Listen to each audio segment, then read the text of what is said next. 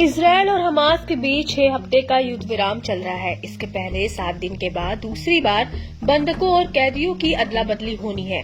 इसके लिए हमास ने एक दिन पहले ही इजरायली बंधकों की रिहाई की जानकारी दी। हमास ने 4 महिला इजरायली बंधकों का नाम जारी करते हुए बताया कि इन्हें फिलिस्तीनी कैदियों की रिहाई के बदले छोड़ा जाएगा।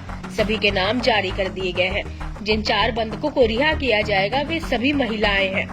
उनके नाम कैरिना अरीव, नामा लेविस, लीरी अलबाग और डेनियला गिलबोआ है। इसके बदले में इजराइल करीब 50 फिलिस्तीनी कैदियों को रिहा करेगा।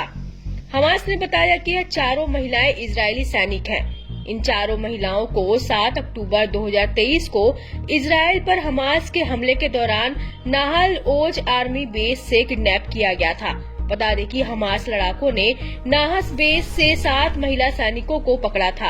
उन्हीं में यह 4 महिला सैनिक भी शामिल थी। उस हमले के दौरान हमास ने 60 से ज्यादा सैनिकों को मार डाला था। बहरहाल हमास से उम्मीद की जा रही है कि वह अगले 5 हफ्तों में रिहा होने वाले शेष 26 बंधकों के बारे में जानकारी देगा। हालांकि इजरायली रिपोर्ट्स की माने तो गाजा में 94 इजरायली और विदेशी बंधक अभी भी हैं। इससे पहले रविवार को सीज फायर के पहले दिन इजरायल ने 90 फिलिस्तीनी कैदियों को रिहा किया था। इसके बदले में हमास ने इजरायल की 3 महिला बंधकों को छोड़ा था। बता दें कि इजरायल ने जोर देकर कहा कि 7 अक्टूबर के हमलों में शामिल किसी भी व्यक्ति को रिहा नहीं किया जाएगा। इस बीच गाजा में बंधक बनाए गए लोगों के रिश्तेदारों ने सभी बंधकों की रिहाई करवाने की मांग करते हुए प्रदर्शन किया। प्रदर्शनकारियों ने अमेरिका के राष्ट्रपति डोनाल्ड ट्रंप से भी सभी बंधकों को छोड़े जाने के लिए दबाव बनाए रखने की अपील की। दरअसल हमास ने इस बारे में अब तक कोई सटीक जानकारी नहीं दी है कि कितने बंधक अभी भी जिंदा हैं।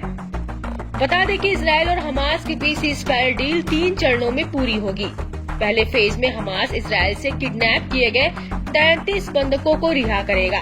साथ ही इजरायली सेना गाजा की सीमा से 700 मीटर पीछे लौटेगी। इजरायल के न्याय मंत्रालय ने भी 95 फिलिस्तीनी कैदियों की लिस्ट जारी की है, जिन्हें पहले फेज में रिहा किया जाएगा।